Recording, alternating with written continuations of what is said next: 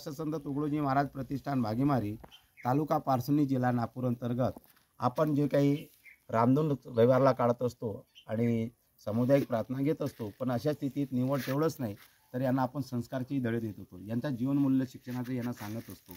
आज आपण T V आणि मोबाईलच्या कारणामुळं सगळं वातावरण गढूळ झालेलं आहे, बिघडलेलं वातावरण आहे। तर अशीच एक घटना घडलेली आहे, म्हणून मुलांना लक्षात घ्या आपल्याला काय शिकायचं आहे।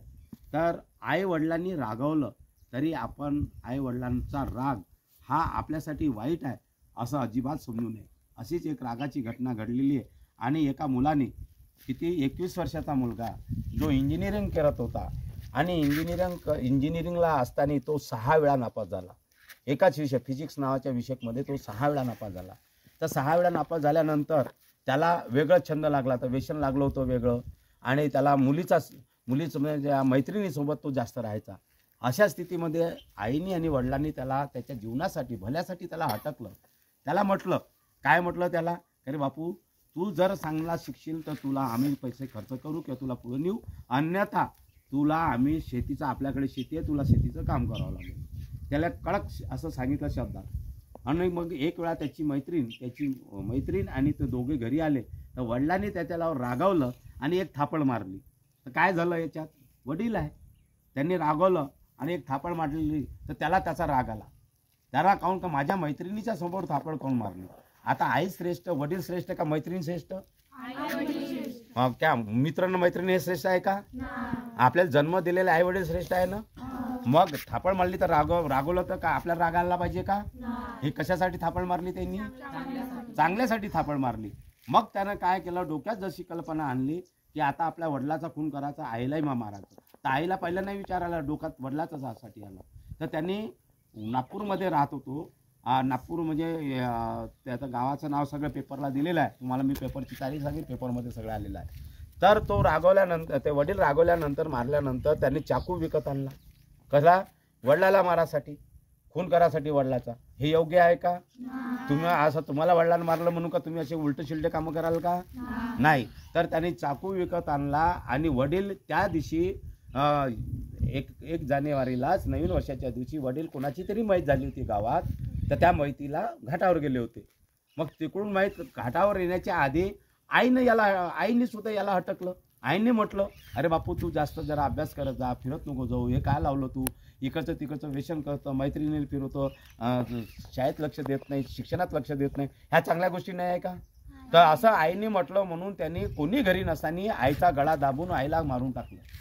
आईला झोपून ठेवून दिलं बेडमध्ये, गळा दाबून टाकला आईचा रागाच्या भरात। आणि आईने म्हटलं असं थोडंसं, तर ते रागाच्या भरात गळा दाबला नाही, पडली राहिली। मग वडील आले तिकडून माहितीतून। वडील आल्यानंतर वडिलांनी चला बा कुठे, आईला विचारलं आई कुठं आहे, तर आहे म्हणजे ते कुठंतरी गेले, काहीतरी त्याने आपलं उडवडीचं कारण सांगितलं पोरांनी। आणि याची एक बहीण होती 17 वर्षाची, ती गेली होती शाळेत, ती घरी नव्हती। तर वडील हातपाय धुवायला बाथरूममध्ये गेले, बाथरूम गेले तर हा पाठीमागून गेला आणि त्याने चाकू मारायला लागला। चाकू मारायला लागल्यानंतर तेव्हा त्याने ओरडलं आणि त्या आपल्या पत्नीला म्हणजे याच्याच आईला आवाज दिला, तर ते बिचारी मेली होती। मग यांनी म्हटलं नाही ते मेली आहे म्हणे। अरे मग यांनी वडिलांनी सांगितलं, विनंती केली की थांब तू असं नको करू, आपण काय आहे ते निर्णय घेऊ, शांत डोक्यानं राहा असं समजून, तरी ऐकायला तयार नाही। त्यांनी मारून टाकलं, दोघालाही मारून टाकलं। आणि दोघाला मारून टाकलं, कुलूप लावलं आणि आपल्या बहिणीला फोन करून सांगितलं की तू सध्या इकडे येऊ नको, आई बाबा कुठेतरी बाहेर गावी मेडिटेशनला काहीतरी कुठल्या तरी कामानिमित्त गेलेले आहेत, तर आता घरी आपण दोघंच आहोत, तर आता आपण दोघं काकाकडे थांबू। तिला वाटलं का ठीक आहे काकाकडे थांबू, तर ते काकाकडे थांबण्यासाठी विचार केला। आणि अशा स्थितीमध्ये मग तिने वारंवार फोन लावला, आईला लावला, बाबाला लावला, फोन काही उचलत नव्हते। मग अशा स्थितीमध्ये तिलाही प्रश्न पडला, मग ते काकाकडे यांनी काकालाच असं उडवडीचं उत्तर दिलं आणि 2-4 दिवस तिथे राहिले। घरातून वास यायला लागली आणि मग आजूबाजूचे लोक म्हणायला लागले की बा तुमच्या घरातून वास येत आहे। मग फोन लावला, मग याचे काका याचे नातेवाईक तिथे गेले, कुलूप तोडून पाहिलं तर दोघे गेले। मग याने खोटं बोलला की नाही मी नाही मारलं म्हणून।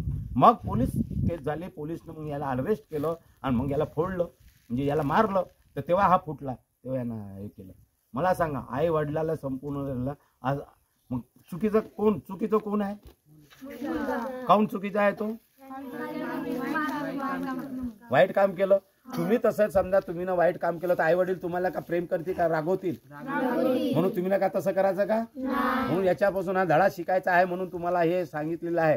तर लक्षात ठेवा, हे ह्या जेव्हा पेपरमध्ये आलेलं आहे अशा प्रकारे बा हे हळू लोकमत पेपरमध्ये आहे. हे बा हे चित्र आहे, धक्कादायक अभ्यासासाठी रागवणाऱ्या आई वडिलांचा व्यसनाधीन मुलाने संपविले. हे अशा प्रकारे आपण तुम्हाला अभ्यासासाठी म्हटलं तर काय वाईटासाठी म्हटलं का? तुमच्या जीवना भविष्यासाठी म्हणून का नाही? मग तुम्ही अभ्यास नाही करणार आणि इकडे तिकडे फिरान व्यसन करान तर तुम्हाला आई वडील लाड करतील का तुमचा? मग त्या पोराने हे असं अशा आई वडिलाला संपून टाकलं. मग असे पोरं काय कामाचे? आता तो काय चांगला राहील का? त्याला सेंट्रल जेलमध्ये जावं लागेल. मग म्हणून ह्या गोष्टी, म्हणून या संस्कार क्लासमध्ये तुम्हाला मी हे चांगलं काय सांगतोय, हे संस्कार क्लास निवळ पुढे खाण्यासाठी नाही आहे किंवा चौकात रांधून काढण्यासाठी नाही आहे. तर हे संस्कार तुमच्यात परिवर्तन करण्यासाठी आहे. सातत्यानं मी तुम्हाला तुमच्यात परिवर्तन व्हावं. मग आता तुम्ही मुलं आधी शिवा देत होते, आता देता का तुम्ही शिवा द्यायच्या का? मारामारी करायची का? किंवा कोणी आपल्याला मोठ्या माणसाने समजून सांगितलं रागवलं ते राग म्हणायचा का? नाही. आपण व्यवस्थितपणे त्याला प्रतिसाद द्यायचा आणि चूक झाली तर आपली कबूल करायची. खोटं बोलायचं, चूक झाली तर ते कबूल करायचं. हे लक्षात आलं तुम्हाला? असं जीवनात कधी वागायचं का? धन्यवाद. मी बबलू गाडवे, भागीमारी, तालुका पारसनी, जिल्हा नागपूर. वंदनीय राष्ट्रसंत तुकडोजी महाराज प्रतिष्ठान भागीमारी. जय गुरुदेव, जय गुरुदेव. अशा प्रकारे या मुलांना आपण अशा घडलेल्या घटनेचं सांगून यांच्या मेंदूमध्ये समजा काही विचार येत असतील ते आपण निवारण करण्याचं काम करत असतो. म्हणून मुलांनी लक्षात ठेवायचं, असं वाईट काम करायचं नाही. जय गुरुदेव, जय गुरुदेव. धन्यवाद.